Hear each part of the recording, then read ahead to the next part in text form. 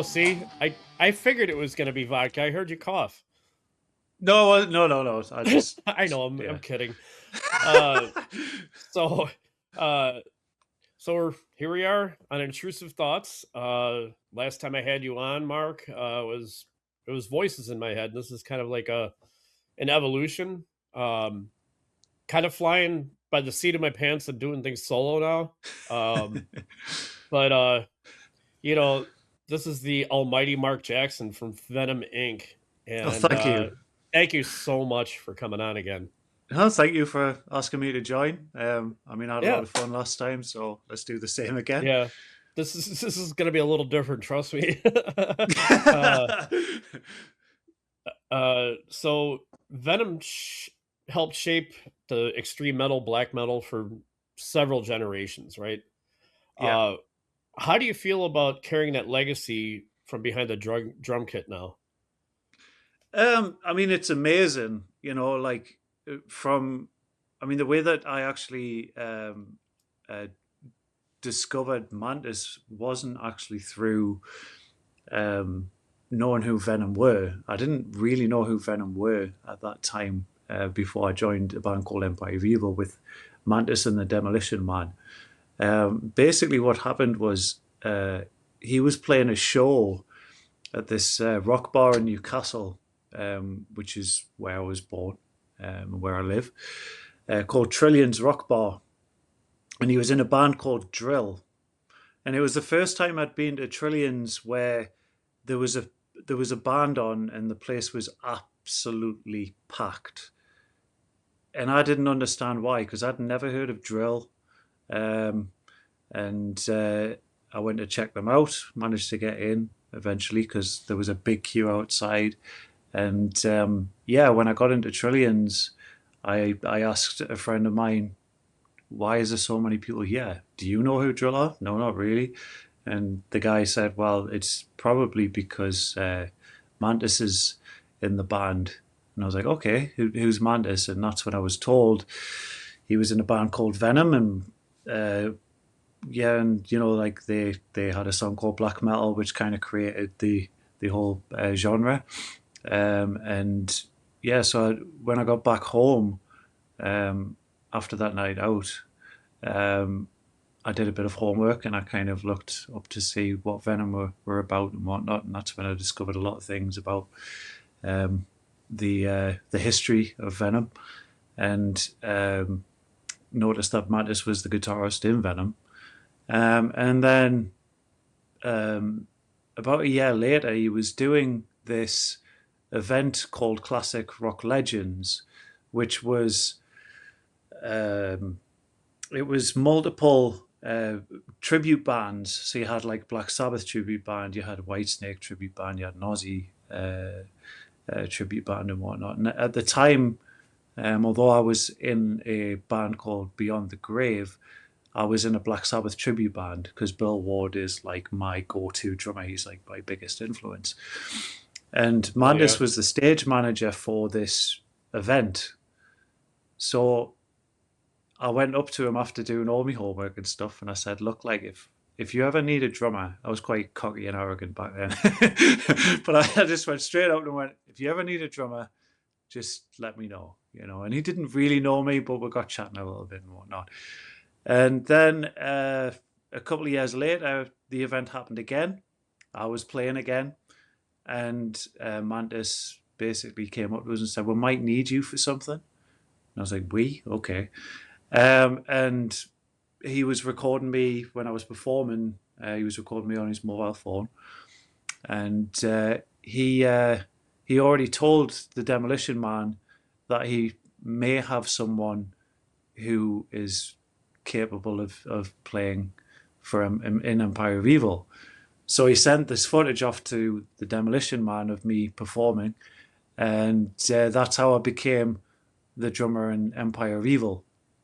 And during Empire of Evil, we were playing the Venom songs, both the Kronos material and the Demolition era material of Venom, and our own songs. And that's kind of what happened with Venom Inc.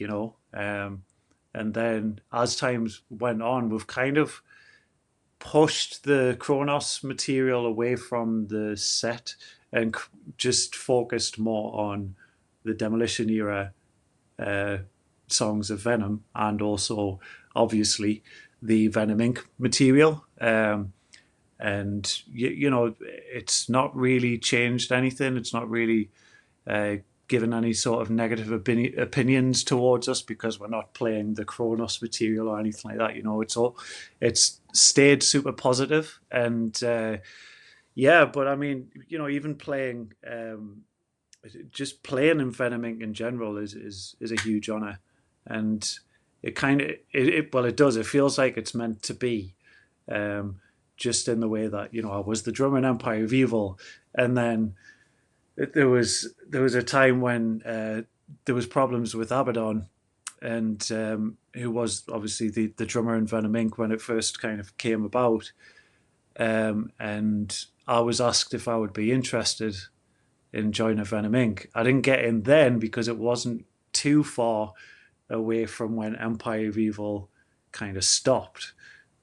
So the label and the management just said no, not just yet. So that's when Jeremy Kling came in, and then obviously there was issues with Jeremy Kling, and then I became the drummer. But the Demolition Man's always wanted me to be the drummer. He's always said to me, whatever kind of things he's doing, he's always included me, whether it was Sabatonero, which was the Black Sabbath tribute album that we did during lockdown, which went to the emergency services in Italy. So, Bill Ward and Tony Iommi and Geezer Butler got a hold of that. Geezer Butler actually came back and said, the cover of Symptom of the Universe is one of the best versions I've heard, from another band, Awesome. sort of thing. So that was just like a compilation of different artists playing on that album, but that was a huge honor. But my point is the Demolition Man's always included me in these things, even when I wasn't performing with him as such. So that really means a lot to me. He's always stuck by me and always seen me as his drummer, so to speak. So yeah, but it's a huge honor playing the songs, whether it's Kronos' material or the Demolition Man's material. It's a huge honor playing Venom Inc. material as well, and being part of that, moving forward from coming up to 2 years now is insane. That's But that's it surely awesome. meant, yeah, it just really feels like it was meant to be. So you brought up Bill Ward, which is actually a tie-in question too. What's the first album or drummer that made you think I got to do this with my life? It was the Metal Hammer VHS, um, at the time Oh, that had the nice. magazines out with the VHS, yeah, and it had Black Sabbath in Paris 1970. And watching Bill Ward, this was before I even started playing drums, just watching Bill Ward drum and going, how is that even possible for a human being to play like that? And even now, even though I've been playing drums for well over a decade, it's still unbelievable how someone in 1970 could play drums like that with that sort of style, which wasn't really that much of a thing back then, you know. But watching him play Hand of Doom, War Pigs, was just incredible because he didn't play those songs live like he does on the album, and that totally blew me away. And you brought up War Pigs. Have you saw the one? Uh, I think it had Post Malone and Chad from Red Hot Chili Yeah, Peppers. What'd you yeah, think of that? yeah. I mean, I love Chad Smith as a drummer from the Red Hot Chili Peppers. There's a reason why he's not only in the Red Hot Chili Peppers, and he's also performed with a lot of big artists like Glenn Hughes, and just so many different artists. And he's an old school rock groove drummer, who can play funk as well, and he's a powerhouse. Um, so I mean, for me, it's always kind of weird hearing those sort of songs without Ozzy, because I just think Ozzy really brings that sound to Black Sabbath that I was kind of used to. You know what I mean? Not that anyone else who sang it, like Tony Martin or Dio, not that they were doing anything wrong. It's just that's kind of what I was used to. That was the first Right. way of me listening to Black Sabbath. So that was what I was drawn towards. It's not that I don't Yeah. And like Dio singing it or don't like Tony Martin singing, uh, but Post Malone for me, I mean, yeah, he's an incredible talent, but it mhm. just, yeah, I don't know, not It my thing. isn't. Yeah, it's not authentic enough. You know. Mhm. Uh, yeah. Who was it? Was it Mike Patton from Faith No More? I think they did War Pigs, if I'm not mistaken. Ah, Didn't yes, they? yes, that's And it right. was. Yes, And you know what? I'll be real blunt about it. Like it was sloppy. yeah, With that whole yeah. blah blah blah blah. I mean, I get it, the comedic part of it, but it's like, don't you can't do that and disrespect Oz. Like, No, just I mean War Pigs, you know. especially for that But he's time, also a it was. clown, Yeah, yeah, but I mean, the track War Pigs is quite a serious track anyway. It's a very deep track, um, about Vietnam and whatnot. It's it's a pretty full on track. So no, you can't really add any sort of comedy into it. But the thing is, it's always kind of like that thing, though, isn't it? It's like everyone's got their own originality in their voice when you say about Mike Patton and stuff like that, even Glenn Hughes or Dio or anything like that, who have unique voices, but that doesn't necessarily mean that it's going to work with that particular song or artist. It doesn't necessarily mean that they're right? they're bad at what they do, because clearly they're not. They wouldn't be as successful as they are, as I think, having originality and having that thing where people uh, can recognize you from having that originality is a huge success in itself, and it's not an easy thing to actually have. And some people just have it, and the people that we've just talked about there 100% have it. I mean, even Post Malone, he's definitely got an Yeah, original voice. I don't know anyone who sounds like Post Malone. So it's like wild. stuff like that you can't really say anything negative about. But it's if it works, it works. If it doesn't, it doesn't. And it all comes down to an opinion. So it's kind of, Yeah, yeah. exactly, exactly. Opinions. It's like assholes. Everybody has one. Uh, That's true. uh, but all right. So Venom and Venom Inc. has influenced decades and decades of like metal, thrash. I mean, death metal, black metal. Basically everything extreme, really. Do you realize the impact that was massive while it was happening, or do you see it as like it's just a natural evolution? I think it was of a time. That's what I think. And I think that when I actually witnessed how much of an impact it had without knowing everything about Venom or what kind of impact they had on the metal industry, or the music industry as a whole, really, with with kind of, well, with the song Black Metal. And obviously they were the first kind of band that really stood out as one of the extreme satanic bands of that time. Obviously, I had Coven and stuff like that, but they weren't as recognized as a band like Venom. And obviously, when you think of other bands that didn't have that heavy, ugly sound to them, that was quite scary to people at that time. But the first time I actually witnessed of how much of an impact it had was when I was in Empire of Evil, and the first tour we did was in the US for a month. And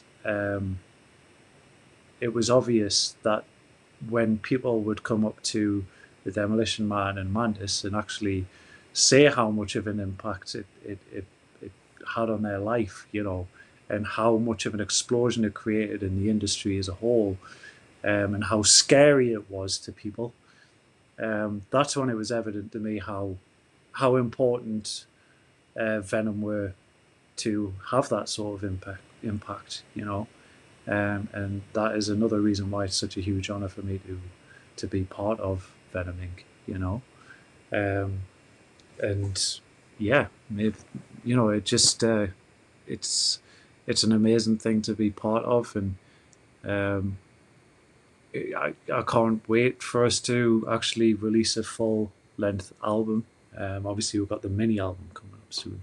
This is probably something that you're going to bring up, I know. So I'm going to keep it very blunt, but yes. No, But that's you know, that's actually being great. part of original songs and stuff like that really is a huge thing, because that's all part of that legacy. You know, it's the Demolition era legacy that is a Yeah. huge thing with Venom Inc. You know. And I know I talked to Tony about, the Venom versus Venom Inc. Excuse me. Oof.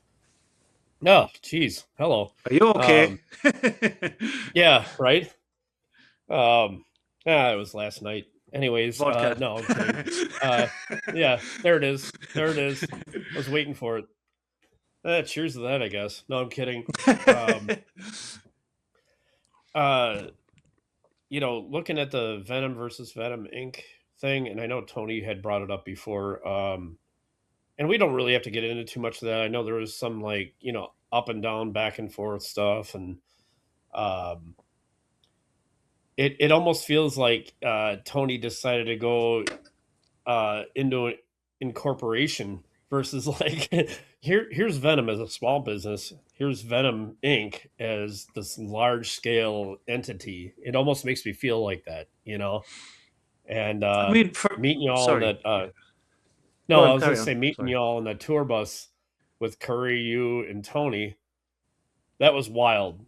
Uh, because That was passing good. around what the hell were you guys? What were you drinking? It was probably Oof. Jack Daniels. I mean, it wouldn't. Yes, it was. It probably wouldn't be anything else. Oh my god. And then you were saying what the hell I got the bit and I'm gonna put it on here as like the intro because it was so damn funny when you guys did it. You said something about Jerry Springer. I think you Okay, I were can't you or remember. Curry said it, and I was dying. I was dying. Like, all right, well, apparently we can't do the voices in my head thing, so we'll just let's round robin this and make up names. You know? Oh my god. I Yeah, I'm can't. gonna I mean, definitely I put that up here. recall obviously you coming on the bus, but I can't recall the Jerry Springer thing whatsoever. But I Oh, think that lot was of so that funny. a lot of that tour was uh, not in a blur in the sense that it was, you know, we were drunk every single night. It was just a blur in the fact that it just kind of went like that. You know, once it's gone, Yeah, it's like you move on to the next place, and then there's so many things that yeah. happen on that tour, etc., etc. You know, so it just all becomes kind of like a blur. It's only very little bits that these small little moments that you remember. You know. Right. And speaking speaking of which, I think your food's done. Whatever that ding was, I think the food's done. That was the stand. Yeah, I've got the Mac on a stand, so I just kind of flicked one That of was funny. the things. Yeah. So. Oh, gotcha. uh, so speaking of touring and stuff like that, what's the weirdest or most unhinged thing you've seen it or happen on tour? Oh man. Okay, unhinged thing. I think it was like the most. Man, there's so many going through my head now. I mean, does it have to be Venom Inc. or can it be Empire Evil? It's literally you. So, Oh, okay.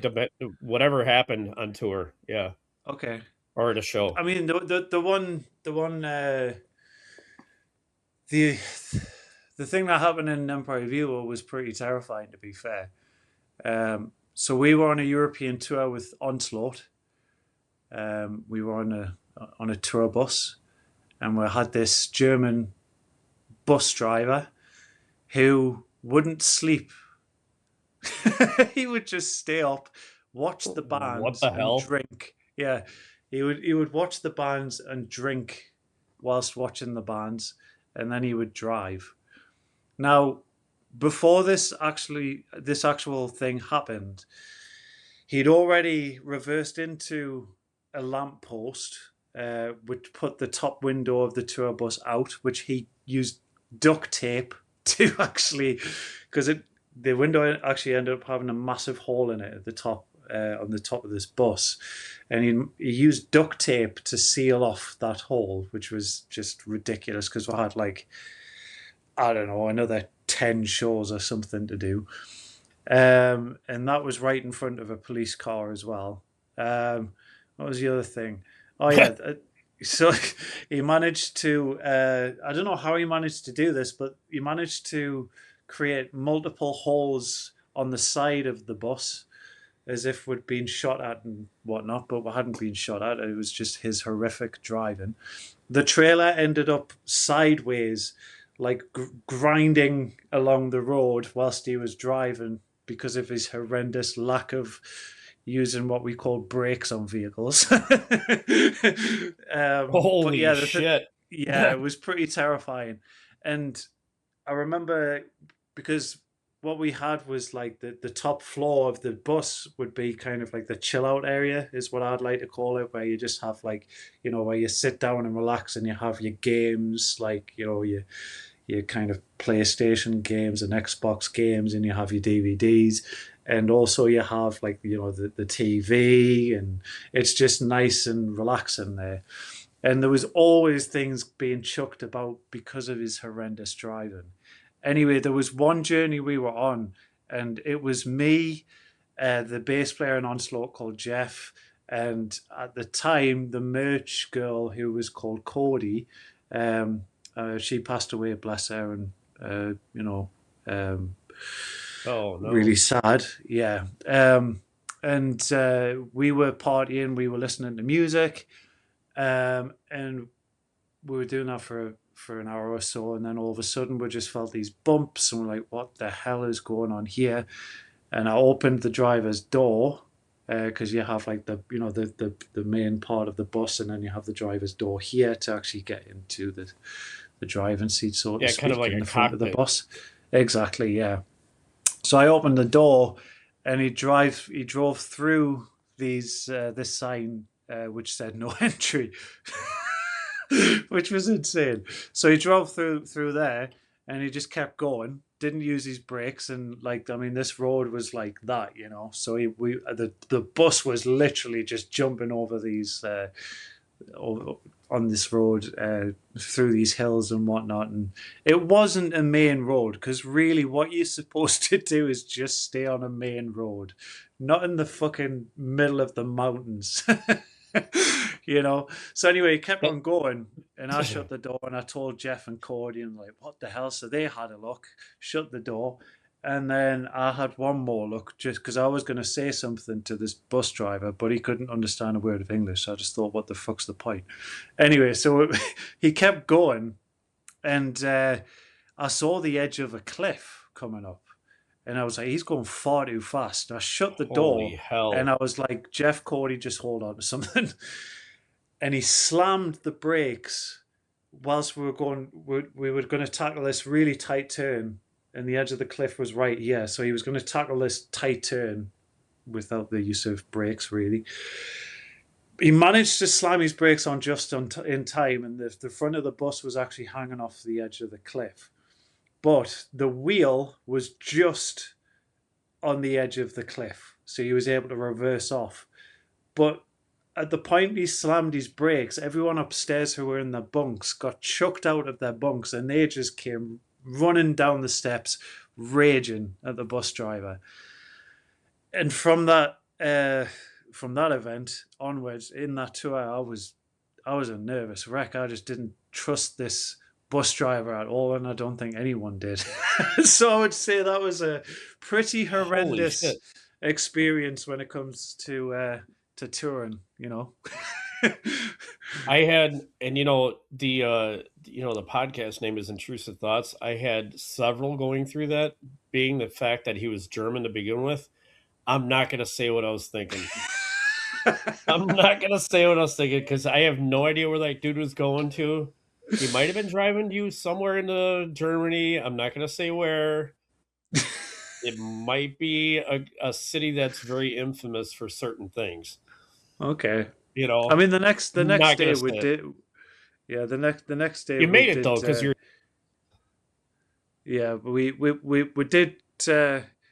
did manage to kind of sort it out a little bit, but he just basically he told us that he wasn't using sat nav, he was using an old road map.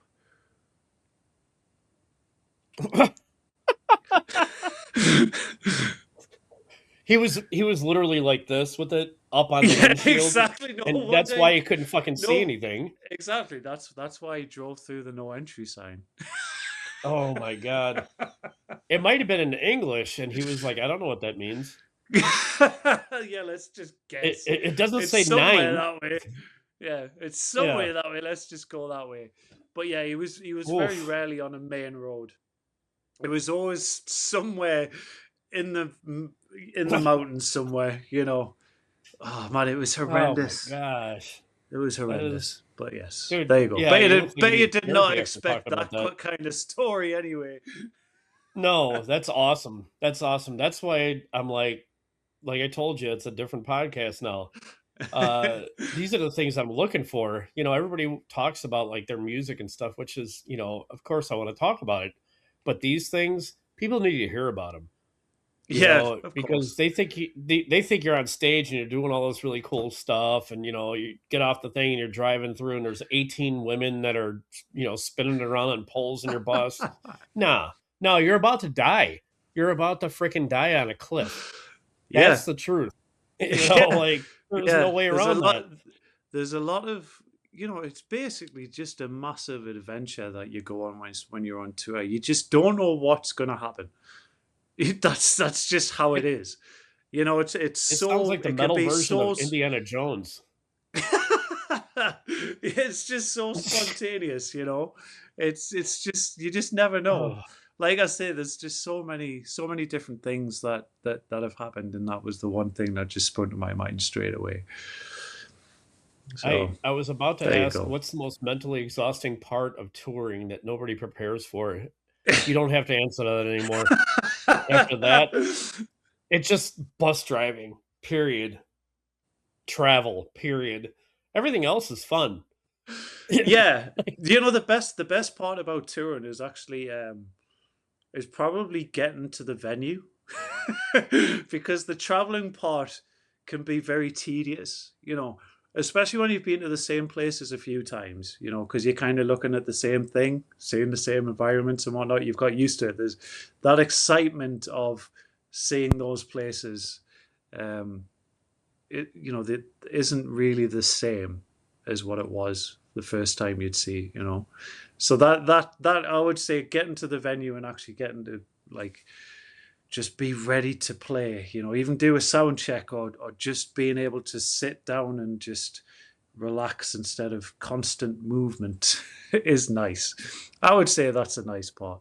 But also meeting new people is a really cool part of touring. But yeah, the most tiring part I would say is the traveling.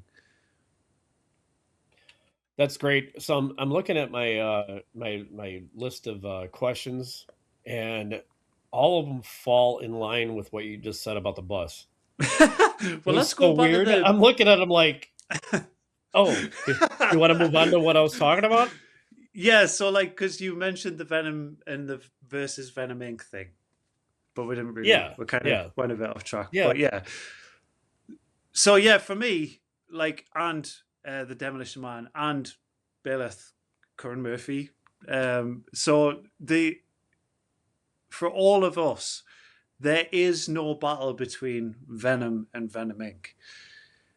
What we're showing people is that there is a separation. Obviously, you cannot get away from the fact that Venom Inc. is part of the Venom legacy. Like that, you cannot get away from. But that doesn't mean we're going to just use the Venom name as a way to get our, the Venom Inc. Um, noticed more. It's it's part of the Demolition Man's legacy, and to a point, the fact that it's called Venom Incorporated. Incorporated could mean many things. So it doesn't necessarily mean that you have to have Abaddon or Mantis in the band. I could be part of that legacy too because I was in a band with Mantis and the Demolition Man called Empire of Evil, where we played Venom songs during that time. It could also be part of the Demolition Man's legacy as a whole because he was a huge part of Venom. From for years, released several albums with Venom. So that's a huge part of it. It could also be simply, to me, it could be if someone's influenced by Venom or has some sort of connection with Venom, whether it's being part of the band or being part of the band, a different band, but with someone in that band who was in Venom, or simply being influenced by Venom. It's incorporated, it's everything. It's not meant to be Venom. It's supposed to be it's itself, Venom Inc. That's why we have original music. So when it comes to the question of Venom versus Venom Inc., there is no battle. I mean, I'm very good friends with Dante, the Venom drummer. I'm very good friends with Rage, the guitarist. I don't really know Kronos, but I'm very good friends with them. So there is no battle. We want Venom to do well. We're just doing what we do, and that's it. We have original music that has nothing to do with Venom, but it's Venom Inc. So it can be so No, many that's great to hear. things. Yeah, that's great to hear because like you see a lot of these like Queensryche. You see Jeff Tate's Queensryche versus Queensryche, or you see Skid Row with Sebastian Bach, or all these bands, and they're just they're constantly dissing each other. Like it's been 25 years. Get over it. You know what I Yeah, mean? Like we're all creatives, we're all musicians, we're all out there to make the fans happy. Just let it go. I don't care if you had sex with somebody's ex-wife. Just relax a little bit, a tiny bit. You could punch them after each show. yeah. You know what I mean? Clear the air. But yeah, just get over it and move on. Exactly. Yeah. Unless it's I, something really bad, then I'm 100% on. But some of the stuff I've read, I'm like, God, you guys sound like a bunch of schoolyard children. yeah, You yeah. know, And I mean, we do have some very we have super positive comments about the band as well, and those are the true fans. And we've never had a negative comment about us live. That's the interesting thing, is the people who are obviously Venom fans who have a problem with the name Venom Inc., even though it's completely separate, apart from the Demolition Man being in Venom. That was the only connection really, and with the name Venom in it, I guess, yes, that's fair enough. But I think people have just got to realize they've got to separate the two. If you want Kronos as Venom, go see Kronos. If you want Demolition era Venom, come and see us, but with Venom Inc. material as well. It doesn't bother us which one you choose. Choose both. It doesn't make any sort of difference to us. We're just doing what we're doing and we're having a great time doing it. And I think, the lineup that is now with the Demolition, myself and Curran is very good. Dare I say it myself? It's just it's just you something that guys. clicked Oh, from the get go. Um, and my first show officially as a Venom Inc. member was with Curran. It wasn't with Mandis. Mandis wasn't uh, wasn't able to do the show, so it was Curran who stepped in for Mandis, and that was my first show Right. with Venom Inc. So I remember Curran was that the too. guitarist. Yeah, Wasn't it like in Asia in or Indonesia. Yeah, yeah, yeah, yeah. Yeah, that's it. yeah, I remember and reading about that. yeah, it kind of baffled me because it was like, okay, this guy performs amazingly, sounds amazing, um, and it was kind of weird for me because it was like, we we've got to wait for Mantis to get better to come back, and it was always that thing of questioning whether Mantis was going to come back or not, or whether he was going to be better because his mental health and his physical health was not good at that time at all. Um, and Curran was just stepping in for Mantis, at that time. So he wasn't an official member at that time, but I was. But it's just crazy how that's just kind of remained that lineup ever since. It's never changed, Mantis never came back, and Curran stayed. It's just, it's I love amazing. that guy. That was so much fun having him on Yeah, he's the old great. podcast. I gotta get both Tony and him on again, Absolutely, just for the yeah, different yeah. format.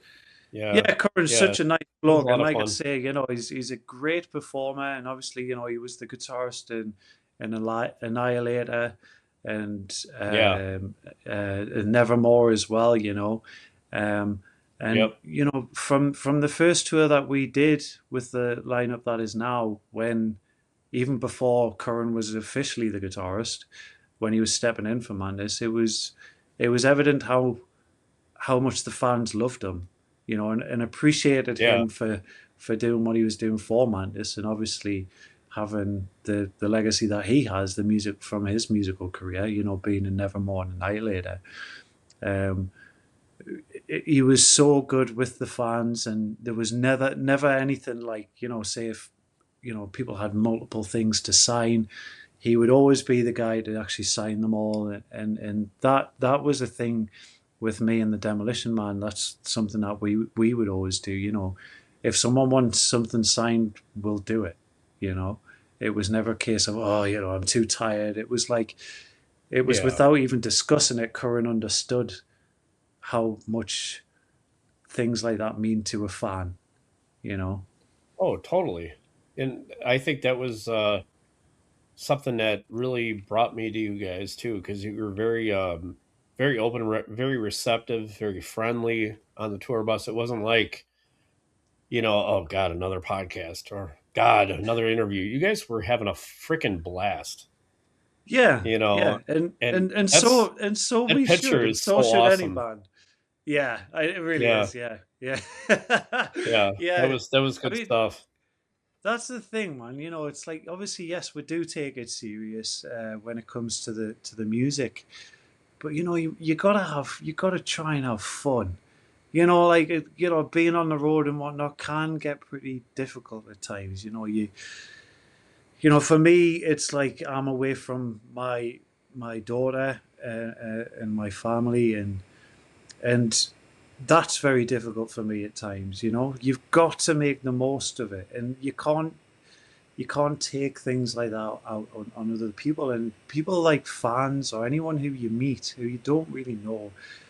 You don't need to disrespect them, or kind of treat them as someone who's lower than yourself, because that's just utter bullshit anyway. You know what I mean? Just treat them like a human being. That's kind of my go-to anyway. And it seems to be the same with the Demolition Man and Curran. You know, it's all about Yeah, respecting the fans is a huge priority when it comes to anything anything to do with this band. It has to be. right. I mean, yeah, if there's something, I mean, because of how hypersensitive the social media is, if somebody puts out one negative comment, it's like cockroaches. It's everywhere at that point. Exactly. I mean, the thing You is, know. you hear it all the time about people who meet someone that they look up to, like music, like as an art, like as an artist or anything like that, and they're just not very nice people, not very nice towards the people who have wanted to meet them. And I don't understand it myself. I think ego is a very easy thing to be part of, especially in the music industry, because people will go, "Oh my god, it's that guy," and meh, meh, meh. "Oh my god, he's in that band." It's like, but really, if you actually kind of like just stop a second and go, I'm still a human being. It doesn't make me a fucking superhero or anything like that. It doesn't separate me from other people. It doesn't make me almighty. It just you've got to take a step back and go, you're also a fan of music. You don't need to disrespect anyone who is a fan of your music. That just makes no sense to me at all. But you do hear it happening, and I'll not say names, but it's something that has been witnessed and talked about before, for sure. Yes. Hmm. Um, Kind of diving into your drumming and your upbringing too. I know we've talked about it before, but I'd still like to bring it up again. Hmm. When you first started out, and I know that you followed Black Sabbath and stuff, but what was the time that you were like, I have to get a drum set, I have to do this, and then I know you teach people too, which is That's right. incredible. Which I want to talk about that too, so we can tie those things together. Absolutely. Yeah, but you know, do you ever feel like it's therapeutic also, whether you're teaching or just playing? Oh, of course. Yeah, man. I mean, the thing is for me during lockdown was very difficult for me. And it was kind of an eye opener for me.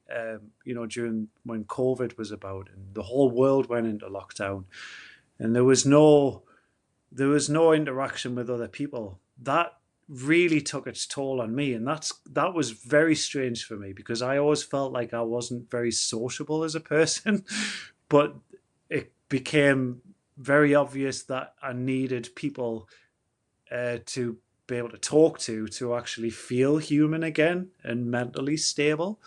Um, so yeah, I mean, music was definitely one of the things that got me through lockdown for sure, But it did get to the point where it was just like I felt like I needed to have some sort of human interaction. Um, but that's music has been a huge thing for me, as I have been someone who has or is or does, uh, I don't want to say suffer, but has depression and anxiety.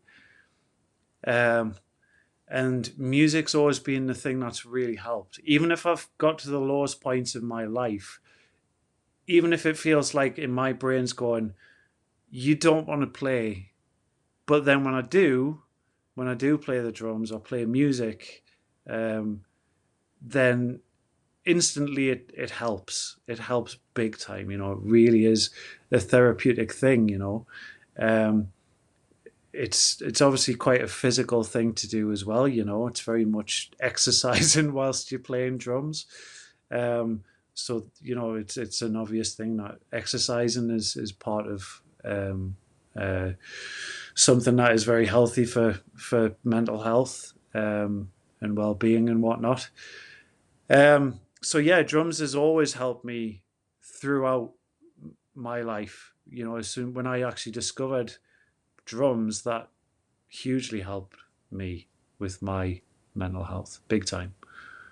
Um, yeah, so it's something that I've always kind of pushed myself to do, even if I have sometimes have that moments, which are quite rare.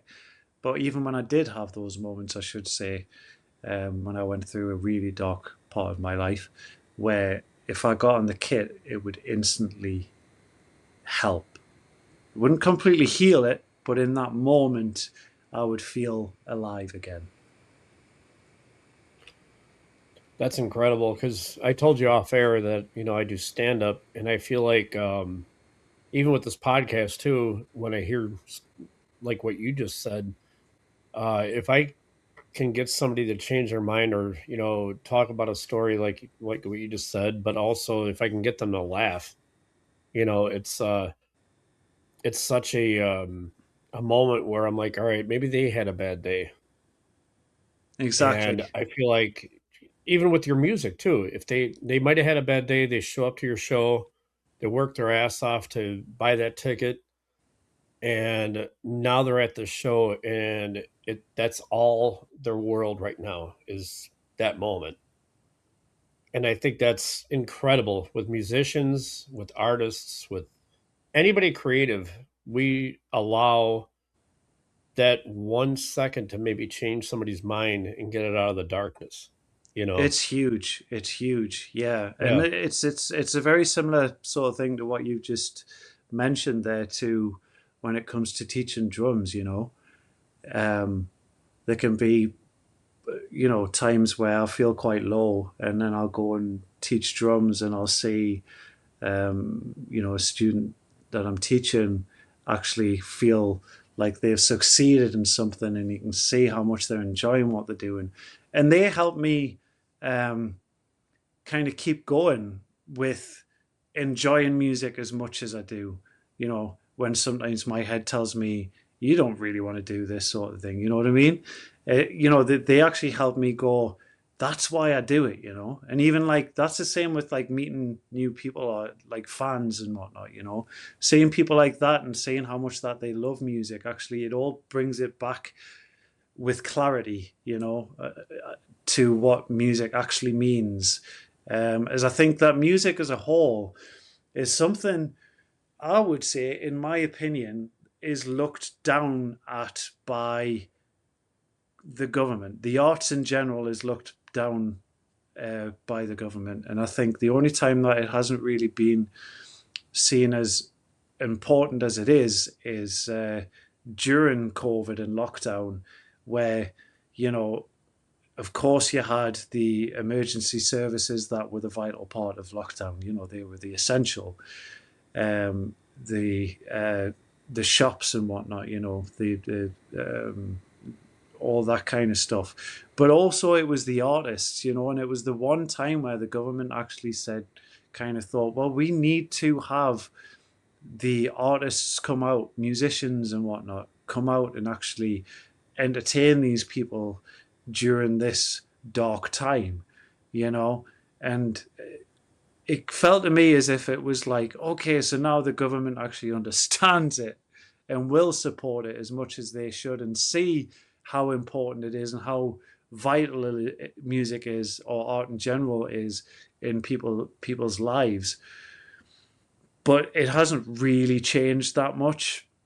Um, but yeah, it's just one of those things, and that's the thing with music. It is very, very therapeutic. You think about anyone going to work, uh, what gets them through the day is usually music. If they can put a radio on or listen to music whilst they're working, that's what gets them through the day. You hear several people say that when they're working, or uh, it's such an important part of people's lives, and you always hear about a particular emotion or a particular moment or time in people's lives that music captures, or even art in general captures, um, that they can relate to, um, that helps them get by in life. That is a huge thing, and it just shows you how therapeutic and how important music is and the arts in general is to people and this planet. Well, and the thing is too is you know, it, you said a perfect point about it. Like I just talked to somebody on the phone before we got on the podcast. They're like they're in their backyard listening to music, and another one bites the dust comes on, and I have a very dark version of that. Uh, Okay. Just saying. Every time that song has ever played, 2 days later, somebody died. Oh, I don't okay. wanna ever hear that That's song on the that's radio. that's not what I thought you meant, so I do apologize for that. I thought you meant in a kind So, of dark humor. Sorry. yeah, so, she was telling me that she heard the song, and she's like, sitting out in the backyard doing all this stuff, and I went, "You know what? That's a very beautiful thing that you're sitting out in the backyard." She's somewhat depressed right now, and she hears that song and she loves it. It's, very similar to what, I've had a few people on the podcast talking about where trauma, uh, it when it's written, turns into beauty, and that's another It's form of true. therapy too, is writing. Writing, Of art, course. whatever we do as Yeah. creatives, Yeah, it's you got to be know. if it's creative, it's therapeutic. Whether Yeah, that's going to the gym, whether that's even going to work is part of being creative, and that helps. That is very therapeutic too. Of course, it's all about the arts. That's what yeah, helps people get by. It's not money. Money, yeah. you can have all the money in the world, but if your mental state isn't right, it's not going to make any difference. It might for a certain I mean, amount of it's a time. Beatles song. I mean, fucking Paul McCartney said it. Money can't buy me love, you know. Exactly. Exactly. But music Exactly. could, you know. Yeah, exactly. Uh, And music creates so many different emotions. And like I say, it captures a moment in time that you can relate to. And it doesn't necessarily mean that those lyrics are specifically talking about that particular moment in time, but you can relate to it somehow. Whether it's an emotion, whether it's something that's in the song lyrically or musically, that is a huge and very powerful thing to have. And I think, especially having it on this planet, is something that I think is underlooked. I would say. I think it's something that should really be looked at and appreciated more. You know, big time, big time. well, and that's the thing too, is like, you brought up with the government and stuff. It's like, uh, growing up, I had art, music, all this stuff through school, and it was funded through school. And then all of a sudden, you know, um, it all stopped. Now people are trying to defund arts in the U.S. and all this other stuff. It's not healthy. It's not healthy for people, young people, to No, not allow. They're not allowed to do this stuff unless they have TikTok or YouTube or something like that, and they do it on their own. And I think world as a whole in that sense should be ashamed of themselves absolutely. to Yeah, not allow, the future to be able to be creative, you know. exactly. Yeah. I mean, what is that? You know what I mean? Don't let the future It's be garbage. creative. It's Yeah. just like, okay. Just be worker drones apparently. And Exactly. speaking of Yeah. which, Yeah. Only be uh creative if it's in our favor, basically. You yeah. know. Yep. Yeah, bullshit, isn't it? Yeah, That's fun. absolutely. That's funny that we're talking about that because we should jump into the conspiracy theories. Right, okay. I mean, conspiracy theories. I'll probably just say something like, I believe that xenomorphs exist. Oh wow. All right. Yeah, We'll xenomorphs live and we'll live with face that one. huggers. Yeah, I mean, we've got spider crabs. They're pretty close to a face hugger, That's what I called my So why ex-wife. not? She was a face hugger. Oof. Uh but God, With could you the imagine arms, that? right? Just like, I'm sorry. no. No. I'm gonna leave it out. I'm gonna leave it out. Okay. And it was a Yeah, clam. yeah, yeah. Yeah, Yeah. uh it was like I was eating a plate full of raw oysters at one point. No, but like I was telling you earlier, and we're gonna jump into this part because this is wildly funny, and I can't wait to do this. Like I literally like a kid at Christmas waiting to open up presents because I did not read but one of these. I Okay. only read one of these. So ChatGPT, I decided to put your name in there and with Venom Inc. and it gave me a list of roast jokes. Oh God. Okay, let's do Yeah. All right. it. So the first so the first one says Mark Jackson joined Venom Inc. and finally brought the thunder. Too bad it sounds like he's still warming up for that 2010 Empire of Evil rehearsal. Bro, the band waited 14 years for you. Were you lost in the woods practicing double bass with the metronome? Wow. I don't know about that one, Wow. but Okay. Yeah. yeah. It said second one was they call him JXN because every time he tries a new fill, the crowd goes, Jesus Christ, what the fuck was that? Precision firepower? More like precision midlife crisis on the kid.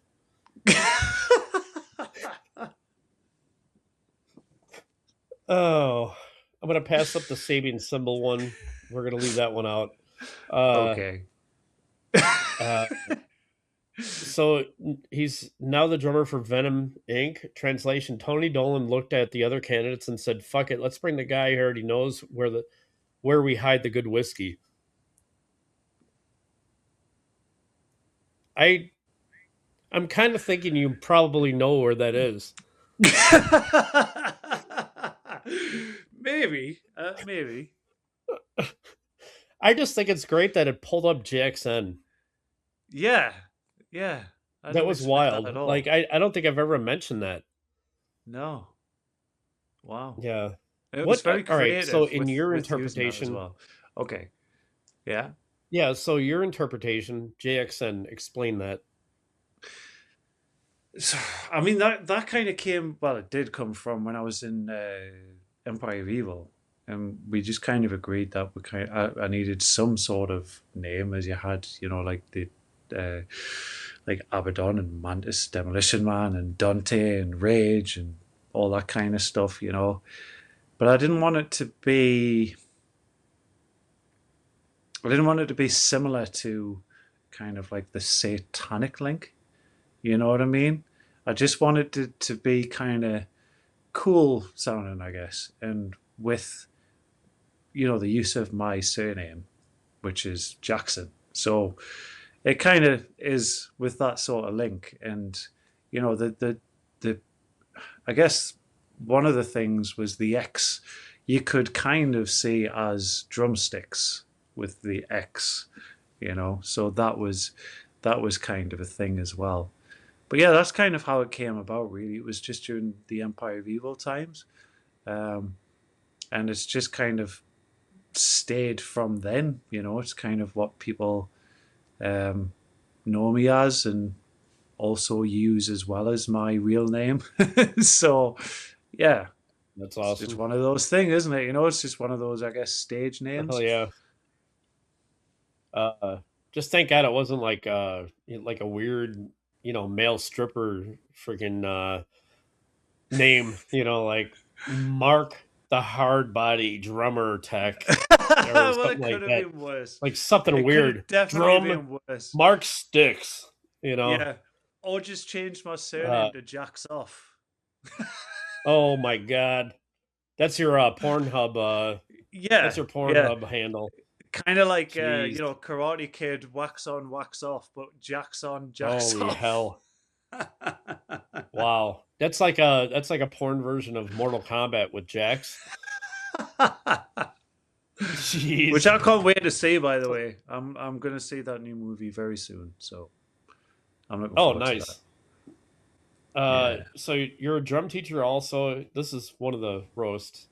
Oh God, here Imagine we go. paying Mark Jackson to teach you how to play fast, just so you can grow up and also be replaced by Mark Jackson in 2028.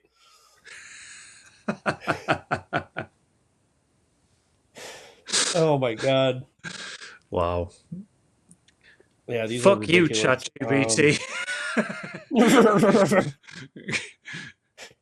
Oh, uh, it says he reunited with Empire of Evil brothers like it was a destiny, or more accurately, like Jeff and Tony ran out of drummers, could actually show up sober.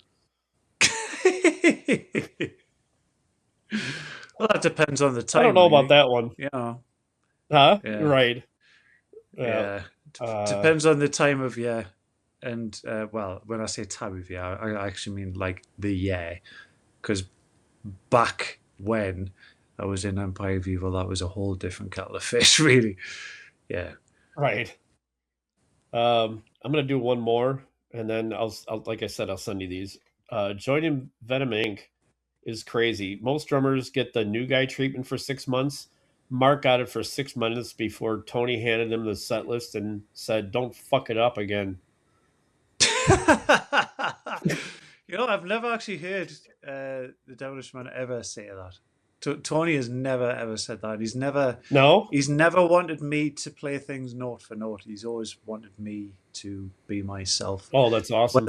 Whether it was in the process of recording drums or actually being on stage and performing, he's always um, wanted me just to be myself. He never went, "Oh, can you play this bit a bit like this guy, like Abaddon or even Jeremy Sure. Kling or anything like that." It was always just be you, which I've always appreciated.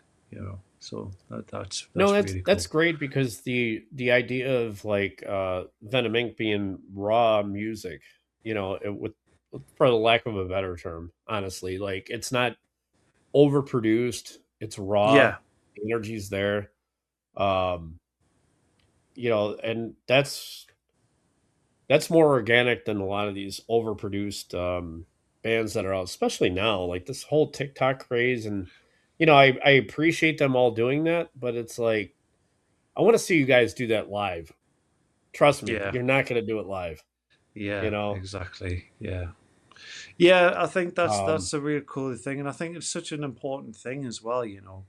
Where it's like if I was told to perform exactly like someone else, it would be such a forced, fake thing to do, you know. And I don't think anyone can do that really. I think you can nearly do it, but not nail it.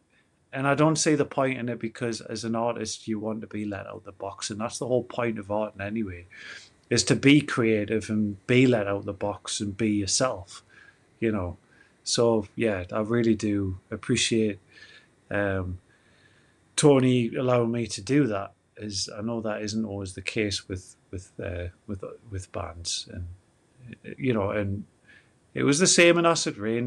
Like when I was in Acid Rain, H the singer, he never told me to be like their original drummer or anything like that. He was always be yourself, just be you, and it's really cool when that happens. And I feel quite lucky that that has happened in the bands that I've been in because it doesn't always happen with everyone. no, that's incredible to hear. You're very thankful and humble about the opportunity, which is awesome to hear. Like Yeah, I you mean, could tell that you're very, yeah, the thing is I know that I've done a lot of work to kind of get to where I'm at, musically, whether that's playing or even being as far as I am with being in a band like Venom Inc. and having the opportunity to tour the world and all these amazing things that go on in my life that I'm hugely I hugely appreciate. Um, you know, and I would never let that get the better of me. I think it's a really important thing to stay humble and also always remember where I actually started.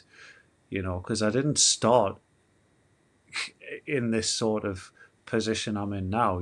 It's I started practice on the shitty little electronic kit, and you know, practicing for hours and hours and hours on that, even though it didn't really work properly because I would kind of hit it so hard.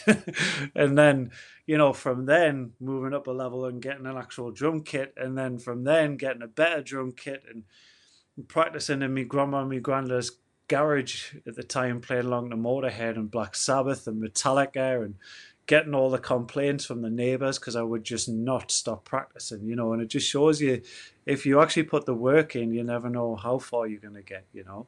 And from then actually, you know, playing in various bands and local bands and stuff, and cover bands and then original bands, and then kind of just moving up the ladder from then, you know, and getting to where I am now. I'm hugely appreciative of, because it doesn't happen to everyone. Sometimes it doesn't really matter how good you are. Sometimes it just comes down to being in the right moment at the right time, and that's kind of it, you know.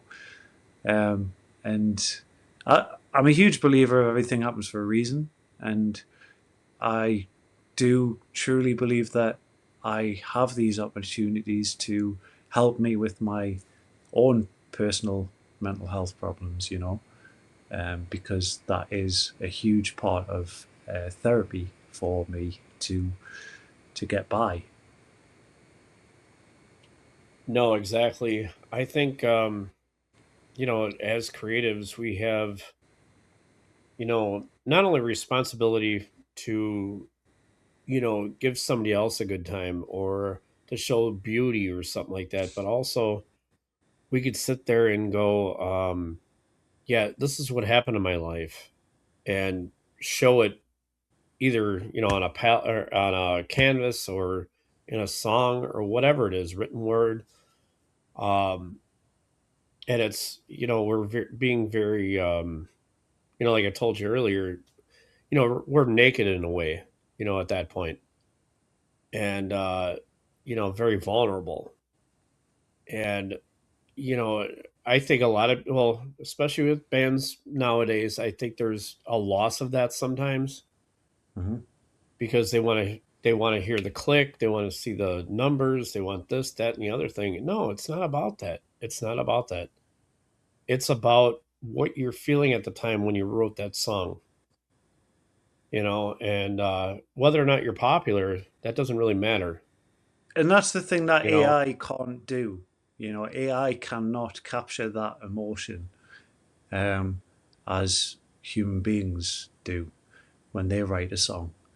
Um, and it is all about putting your heart and soul into what you write and release. I mean, that's what it should be.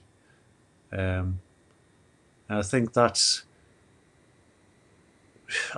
any musician, you know, out there. I think what their ultimate goal is to have that connection, so people can really relate to your music and have that sort of healing um, process through what you create is I think is something that I feel would be a goal for any sort of artist. You know, you want to connect to that person spiritually, um,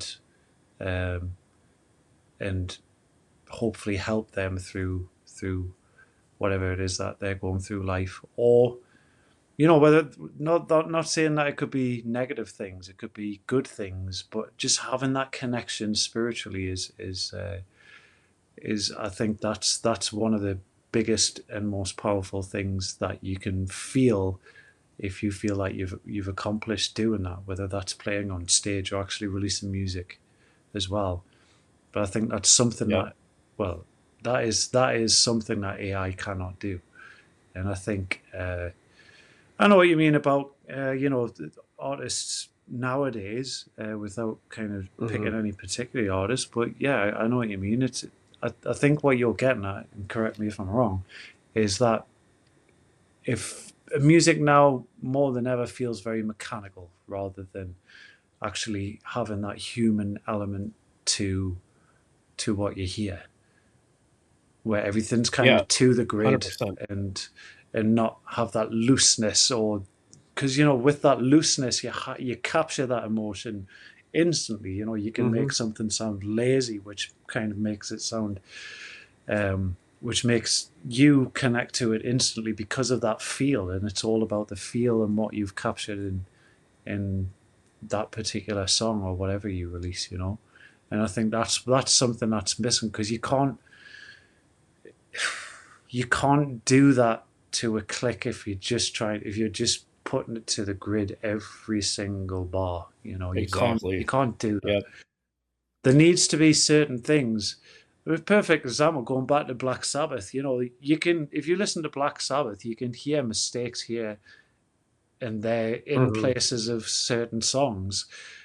And even that connects to you, because you hear the human element, but it's hearing that human element Right. that people connect to more than a mechanical sort of sound, which is what it is very much now, where the drum sounds Mhm. are exactly the same as, you could go, well, that drummer, I don't know who that is, because that just sounds like that other drummer and that other drummer, because all of the drums, the way that they're produced, um, are very much the same nowadays compared to what it was, say, back in the 80s or the 90s. Well, the thing is like, drummers are they're harder to find, than guitar players and, the failed guitar players that are called bass players. Um, but it gets down to the point where, like, Cubase allows programming for drums and stuff like that, which I get it. It's really hard to uh, get a drummer to sit in a room, set up. It's expensive to mic everything. But the thing is like there's times where I'm like, man, I'd rather hear that open ambiance, Of course, you want to and be hear able to you hear want to hear that something that's reverb. yeah, you want to hear something that's real. Yeah. And I mean, that was the really cool thing about the mini album that we um, are yet to release, is the recording process through that was very much, to me, felt like it was the perfect balance between recording it old school style but with the modern edge. Because when we recorded that album, it was very much a case of, first of all, it was us getting together in a studio. So I would travel from the UK. Me and Tony, sorry, would travel from the UK to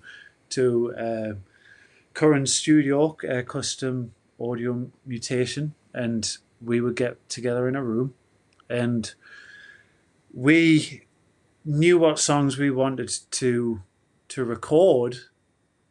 But what we did, which was such an important part of what Venom Inc is, because Venom Inc is a live band. That is very much of what we are. Um, we wanted to capture that on the mini album, and the most important part of that process was the tempo for certain songs, because it's always a case of you play them live, and um, you might play a song live that might feel a bit slow or too fast or anything or something like that. Once you get in a studio, it's really hard to find that balance. But the some songs that we chose to put on the mini album, that we really felt it was such a vital thing to make sure the tempo was right for those particular songs. So what would happen was, we would get in the studio, we would record in the room together, and play along to a click. And then sorry, we wouldn't play along to a click straight away. We would just play, and then we would tempo map out a click around that. Then we would listen to it and decide whether or not it was too slow or too fast or just right or whatever.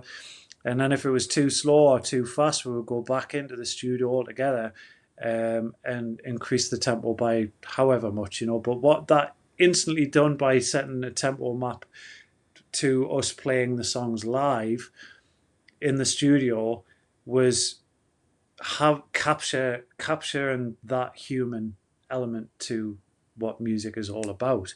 So all of the pushes could be there and all that kind of stuff instead of it just being so much on the grid, you know. So that was a huge part of recording the mini album, and that was very exciting for me because I I don't want to sound mechanical, and I don't think any other musician or artist would like to sound mechanical. Really, I want to sound.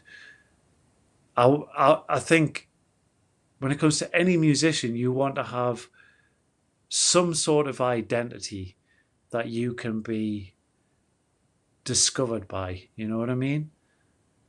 So, like, say, you know, like the John Bonhams or the Cozy Powells or the Ginger Hmm. Bakers. When it comes to drummers and stuff, you know them by their way of playing and their style and their sound, and that's kind of something that we wanted to capture as well. To For people to know that it Yeah, is us playing and it's not anything robotic. It's nothing like having anything overdubbed by fake drums or anything like that. It's a very real sounding record, you know, and that's something that we're very, very proud of. And I think we've captured that human connection musically very well when it comes to actually hearing it, because we haven't quantized or anything like that. It's very much what we are, and that is live and real. and that's what I was kind of getting at too. Is I kind of strayed away from a lot of the bands where I'm not going to say names, but they're so overproduced, and it gets down to the point where like, yeah, you're getting this amazing, and you're popular as hell. You have this great stage production, um, and it's cool, but it draws fans, but it's like, I'm into what you guys do. Shine Down I like a lot because they're raw and stripped. I've heard them acoustically before, which blew my mind. Um, Even Jelly Roll, Teddy Swims, the Red Clay Strays. I don't know if you ever heard of those Yeah, guys. That kind of stuff. Like I even got into cabaret at one point. Like I want to give up this whole a lot of the metal side of things because of what it's evolving to, yeah, because of like this raw stripped energy that I've been hearing from these bands and these artists. Like you yeah. guys, you don't ever stop doing what you're doing, because you I guys are appreciate that. literally like you're holding the end of that rope right now, you know, before like overproduction's gonna happen, you know. And Yeah, yeah. And the thing is, you know, I had people are getting used to hearing or are used to hearing a perfect, like a certain way of albums that are being produced in the way that you're hearing them now, where it's that whole non-human element to it, and it's very robotic and to the grid, and that's quite sad because they're not. I don't think people are going to have that connection that they could have if it was just real. And also, it's kind of false advertisement in a way, because what you're listening to is not what you're going to hear live. And I think that's what you want, really. You want to be able to listen to an album and go, oh, these are going to be so good live, and actually being able to go to see a band that you've discovered or an artist that you've discovered and watching them live and actually seeing them sound the same as what you're used to hearing on a record. I think is a huge thing, and it's an important thing, I would say. 100%. And the thing is all right, so you bring up a good point. Um so I listened to Highly Suspect a couple of years ago, and I thought they were okay band. They reminded me of like a new generation version of Nirvana a little bit, but Okay. I saw them live and I was blown away. Like their live show was phenomenal. Like the drummer, the drum tech, like literally scooted over. and they were both like sharing the drum kit and stuff like that. That was really cool. Like, and they didn't lose a beat. Phenomenal. And they all switched instruments, multi-talented. I can give them a lot of credit, right? Um, but like, what band has been that band? Of course, not the past bands, but like something that you were like, yeah, they're okay recording wise, but then you saw them live and you're like, oh my god, Like blown away in a good way or blown away in a bad yeah, way? blown away in a good way, not a bad way. I don't want to know the band or anything about that because Okay, we might be in a having good negative way. comments at that point. I would say Uncle Acid and the Deadbeats. I became a fan of those years ago, and I actually got to see them live once, and they sounded exactly the same, but actually had the ambience that they capture on the albums and the songs that they release. And those are the kind of bands that I like, that you can hear.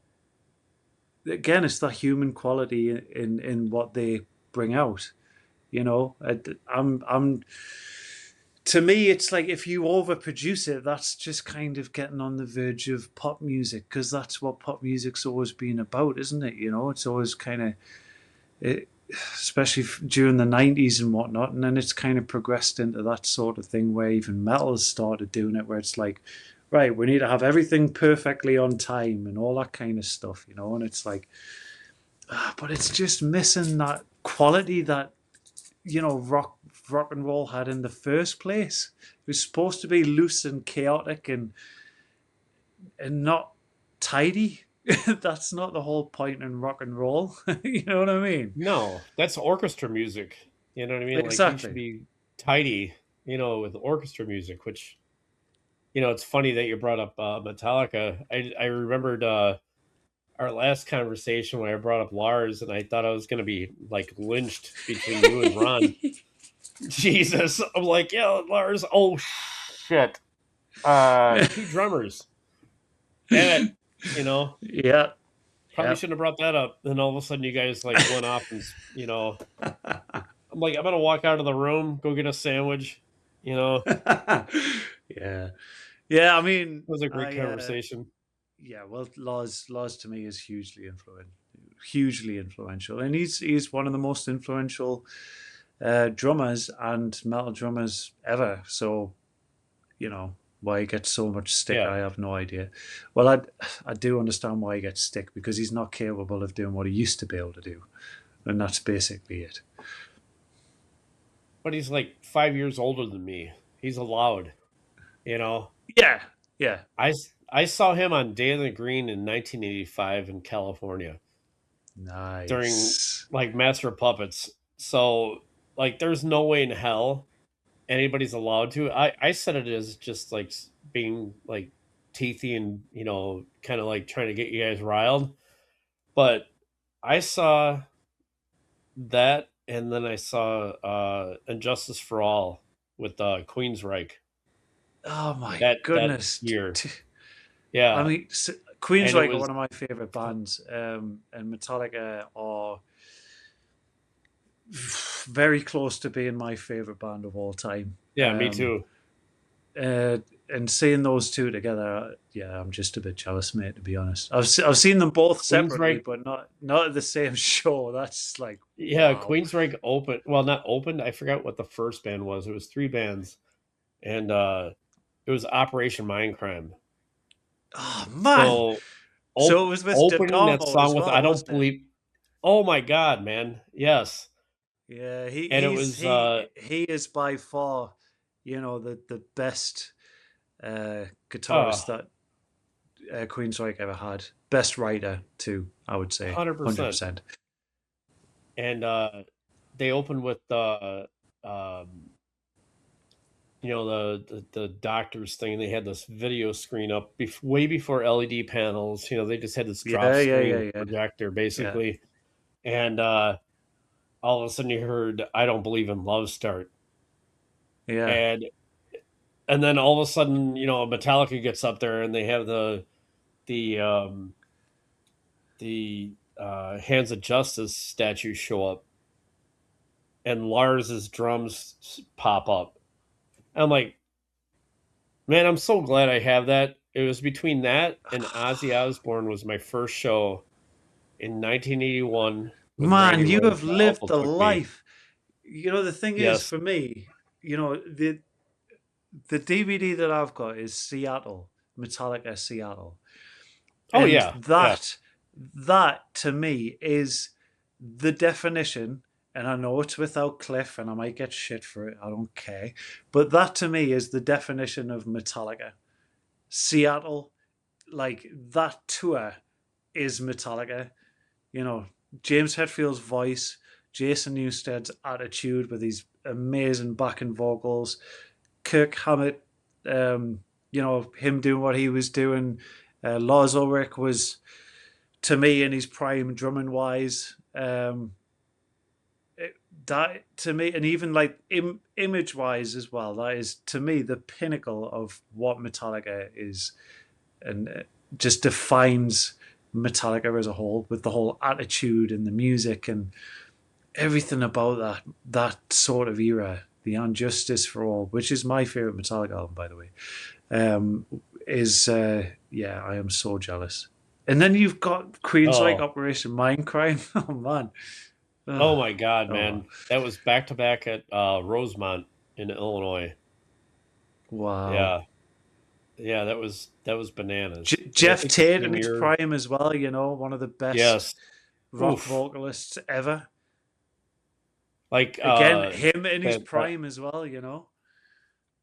Then like I said, the Ozzy thing. My uncle took me when I was 10 years old to Ozzy, like literally the same year that Randy died. Oh no way! Wow. So 1981, and I got to see that, the tribute album where he's holding them up like that. Which That I have, photo yes. was from that show. No That was way. from that show. Yes, and Hey. I was blown away, and my mom gave my uncle so much shit over that because she took me as a 10-year-old to an Ozzy show. He's biting bat heads, he's doing cocaine or whatever the fuck he was doing at the time. He was a wild man, and Yeah. but man, that's what got me into this. Like this is the reason why you and I are talking. Yeah. Um, Exactly. you know, and that's what I meant by like how this is organic and this is more of a conversation is I think we all need to have these things versus like, you know, uh, a bullet point list of a bunch of questions. Of course, we're going to know about you. Um, it's very easy to, have those questions out there, but I want to just, I want to have a conversation with musicians and artists and Of creatives. course. Of I think it's course. more important, you know, especially for people that are falling into that AI thing or, they're programming thing, you should maybe take a listen and check it out. That there might be something there that will feel it here versus here. Yeah. Exactly. Yeah. Yeah. But you know, God, this has been one of the longer ones, and I fucking love this. Honestly, uh, this is Mark. I swear to God, I could talk to you for 3 hours with no problem. That's great. We're You halfway too, there. man. Let's do a marathon. Uh, but this has been awesome. I do want to Appreciate that. dive I in, agree. talk about the yeah, no, honestly, from the bottom of my heart, I appreciate you being on. Um, but I would like to talk to you about, on closing out a little bit, talk about your teaching, what's coming up, your socials, all the accolades, sponsorships, Okay. so on and so forth. We got to do that at the end, of course, but Okay. Cool. Yeah. yeah. Yeah. I mean, so the teaching you can find on Facebook and Instagram. On Facebook, just type in "stick to your drums," and on Instagram, it's "stick with the number two your drums." But yeah, I mean, like I said before, it's it's kind of like a thing of it helps me and it also helps the people that I teach as well, because if you think about it, whether, for example, if it's a kid, they've got school to go to, probably hates school. I mean, who likes school? Be very surprised if any kid likes school. I didn't like school. But, it's something that really helps them. And when they're learning an instrument, and it's their way of escaping through the normality of what life brings sometimes, when it comes to just waking up in the morning and going to school and then coming back and then doing homework. It's just an extra thing that they have uh, each, you know, each lesson where it's kind of their break away from, like I say, the normality of what life can bring, which really helps them. But the thing is when I actually teach, it also helps me as well, and it's such a beautiful kind of process and gathering in a way, I guess. But yeah, I mean, I teach graded exams. I teach online and one to one as well. So I can do drum lessons uh, online via WhatsApp or anything, any other kind of streaming platform that anyone is comfortable with. And I teach any ages. I teach. Probably the youngest I've taught is probably 5 years old, and up to Oh wow. 60, I would say, is probably the oldest. Um, so yeah, that is what I do outside of Venom Inc. I teach in various studios. Then I teach school children as well how to play drums. Um, and yeah, like I say, you can find any kind of information about that if you message myself or if you look at the Facebook page and Instagram page that I mentioned for Stick to Your Drums. And if you have any questions, don't be afraid to ask me. If you would like to discuss having any drum lessons or anything like that. Um, my other pages, you can find me on Facebook, Mark Jackson Drums. Mark Jackson Official on Facebook. Instagram is Mark Jackson Drums. YouTube, if you just type in MERC, which is how you spell my name, Mark Jackson, drummer, then there'll be videos on there. You can find my page on there. TikTok is Mark Jackson Drums also. And yeah, so that's kind of the social media. Obviously, you can search for Venom Inc. Inc spelled INC, and find us on all social media platforms, whether it's YouTube, Instagram, Facebook, TikTok, you name it. So there you go. That's awesome. That's awesome. Man, this is good. I really appreciate you coming on, honestly. Um No, thanks for having me, and thanks for asking me to be part of it. yeah. So I'm gonna hit end recording. So you have to wait a minute at the end because it'll have to upload. Just Okay. you just basically check the dial, Just before we but finish, after though, I've got to oh mention yeah. that if there's anyone who would like to come to the Black Label Society tour as Venom Inc. or touring with Black Label Society, um, starting 28th of May throughout June and the start of July, um, then you can find the information for that on the Venom Inc. website. Um, so yeah, that's a really exciting thing that's coming up. Actually, being on stage with Zach Wild just being right there is a bit kind of daunting to me, but yes. Oh, that's awesome. Yeah, no, So that's yes, awesome. yes, that's Oh coming up shoot. very very soon. So that's a big deal. That's a huge thing for Wow. us, and we're very honoured to be asked to be a part of it, as we are the main special guest for the tour. So That's that's incredible. a huge honour to be a part of. So there you go. Um yeah, I'm gonna have to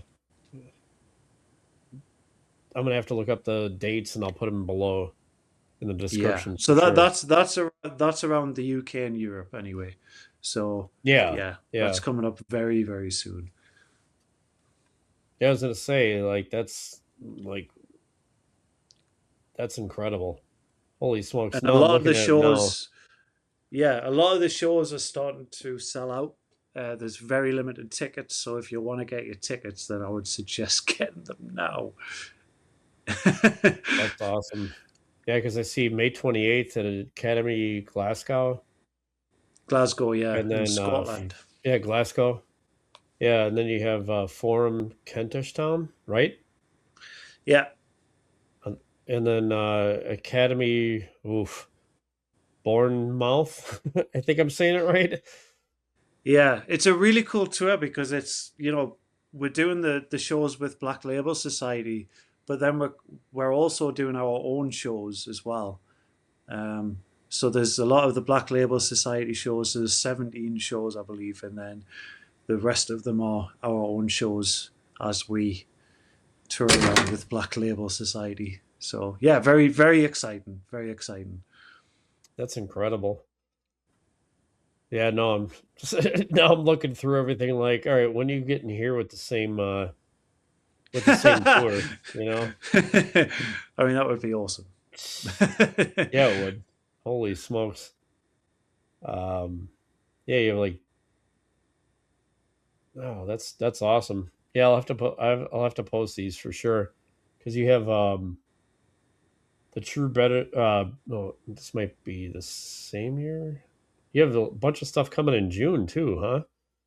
Yeah, yeah, we have some festivals that we're playing as well. Um, so yeah, I mean, all the information is on the Venom Inc. website.